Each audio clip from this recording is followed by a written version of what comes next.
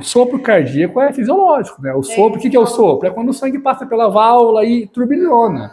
Então, todo mundo, tudo bem, jovem? Como é que tá? Todo mundo tem um pouquinho de sopro. Faz um eco para confirmar.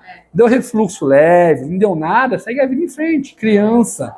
É muito comum ficar agitada, corre, pega uma gripe, pega uma infecção, o sangue passa mais rápido e sopra mesmo. Tá? Então, assim, quando falarem, tem um sopro cardíaco, não apavora. Porque 90% dos sopros é fisiológico, não é patológico. Em criança, né, quando eu atendo, é muito comum também. Mas não precisa apavorar. Fez o eco uma vez, deu normal? Esquece. Depois de 2, 3 anos, repete, tá? Exercício, esporte, manda brasa, tá bom? O sopro não é doença. O sopro é um achado no exame físico, tá? Que a maioria das vezes refere a uma questão fisiológica.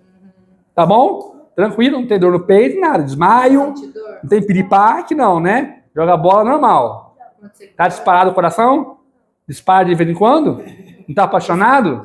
Não mesmo? Ela falou que dispara, hein? Acho que você tá apaixonado, hein, cara? De juiz, hein? Ai, ficou com vergonha lá. Tô brincando, bobo, tô brincando.